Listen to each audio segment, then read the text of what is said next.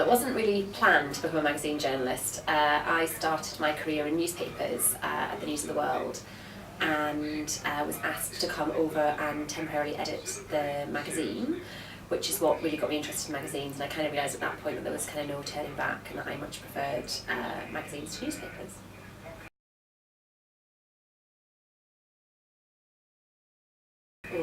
There's not really a typical day being the editor of a fabulous magazine at all.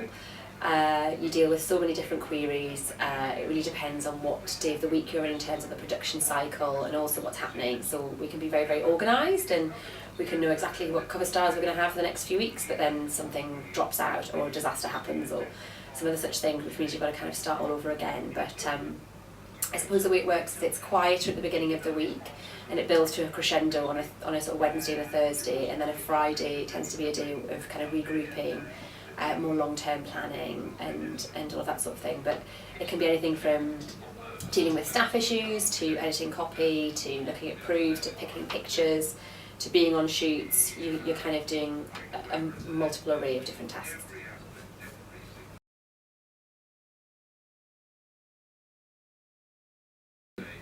I think the effort that goes into producing a magazine, which is a kind of a real group creative activity, and then actually seeing the finished product, it's just a really sort of satisfying experience. It feels like there's a beginning and an end, and then you have this kind of reward at the end of it. I think that's probably my favourite thing, but it's great that you do get I get to work with some really amazing creative people and also get to meet some very interesting people too. So I think there's definitely more than one thing. I kind of like lots of aspects of it.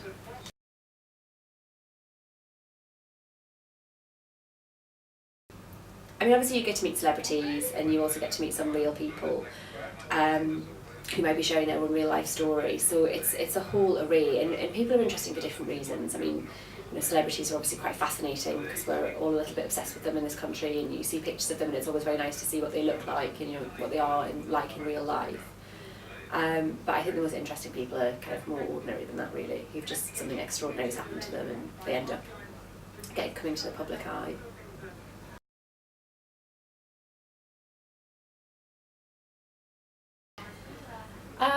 Yes, you do have to make a lot of tough decisions, but I mean, they're not tough by the standards of like government ministers or doctors or nurses who are kind of making life-changing decisions. I mean, you just have to make a lot of decisions that maintain fabulous being as fabulous as it should be, really. So sometimes you have to make a really tough call to not run something even though people have put a lot of effort into it, or you might have to make a call that something might get cut down, or you might decide that you need to sort of rip everything up and start again. But they're not often, I suppose when you start as an editor, those decisions are quite difficult because you're still kind of finding your feet and you're trying to figure out what it is. When you've done it for a while, I suppose I've been here for about 3 years now as editor, it actually just becomes quite a natural thing that it's so clear to you what's right and what's wrong for the product that it just becomes quite easy to decide what goes in, what doesn't go in, that sort of thing.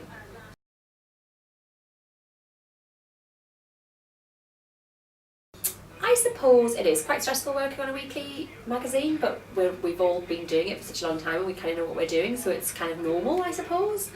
When things go well, because there's lots of systems in place which mean that everything should just kind of go according to plan, it's fine and it shouldn't be that stressful really, but then things often happen along the way that go wrong, or things that can't be anticipated, and then it can get a little bit stressful. But I think if you're prone to reacting in that way or being anxious, then it's probably not the best industry for you to work in, because you have to be able to deal with those sorts of situations. Because if you had a meltdown every 2 seconds when something went wrong, you'd just spend all of your time being angry and upset and not probably very much time doing anything productive. So I don't find it very stressful, to be honest. I really enjoy it, and I really enjoy the busyness of it all.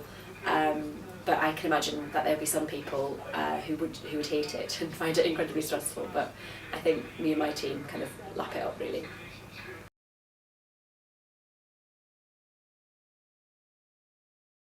Yes, I mean, social media is a hugely important part of what we do in terms of our social media output, but also a great place that we find ideas. All my team are avid social media users, so we might spot a trend on Instagram which prompts a feature, I know I was getting the guys to do something with Jen Selter, who's this sort of Instagram phenomenon, who's like a sort of real fitness inspiration person that's ended up in Vanity Fair. You know, it's such an extraordinary story of just an ordinary person who ends up doing something quite extraordinary because of their own presence on social media.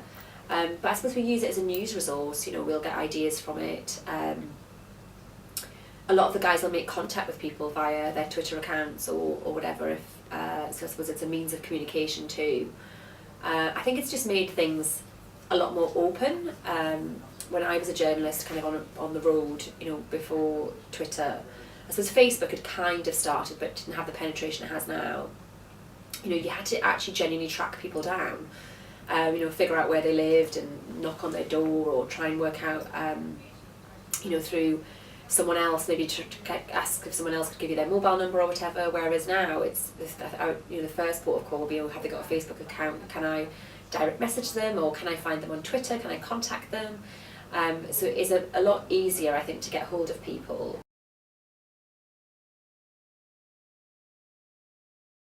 I get asked this a lot.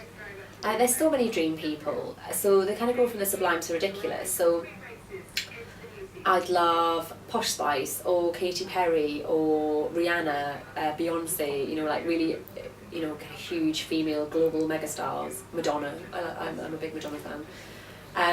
But then sometimes I think it's the most interesting people. So like Kate Middleton, for example, would be awesome, just because she doesn't do interviews, so it would be a huge coup.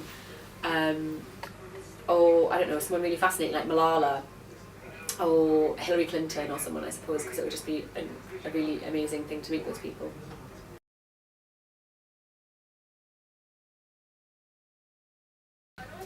In January 2013, I challenged the team, my staff here, to do something in the year that was kind of life-changing, or something that they'd always wanted to do.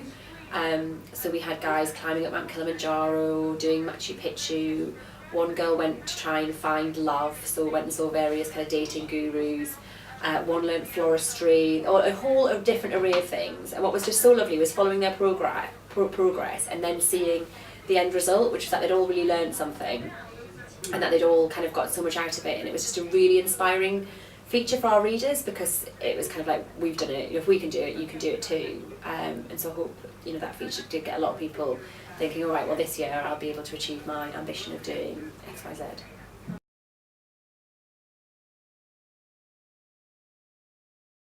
I mean, we're constantly evolving. You know, we do change the magazine, I suppose, quite cyclically. We'll grow tired of a feature and think this needs to be freshened up, or we might have an idea that sparks, you know, the thought of changing something.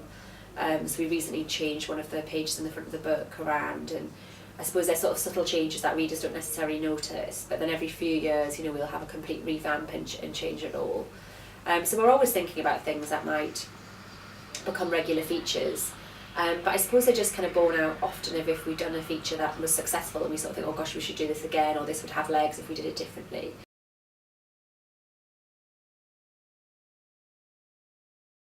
I would advise aspiring journalists to get as much experience as possible. You definitely can't do enough work experience. I've never turned someone down for having too much work experience. And also just to write. This makes me sound like such an old lady, but you know, when I was a teenager, you know, there weren't such things as blogs or Twitter or you know, outlets that you could express opinions or publish your work. You know, if I wanted to write something, it would have been for me to print out and hand it around to people, rather than it being, you know, really easily disseminated now, you know, via a Tumblr blog or whatever. So get writing. I'd also suggest that you kind of work out what your passion is. What is the area that really gets you excited? I mean, I think you can definitely be a journalist in an area that isn't a passion. So I don't know, say if you're like really into fashion, I think you can still be a business journalist and do a completely different subject, but I think you'll be at your best if you're working in an area that really excites you. So say if it's crime, you want to be a crime reporter, or if you're really into health and you want to be a lifestyle writer, or whatever it might be. I just think the best people I've ever worked with have a real natural affinity to what they do, and they love and live and breathe that area.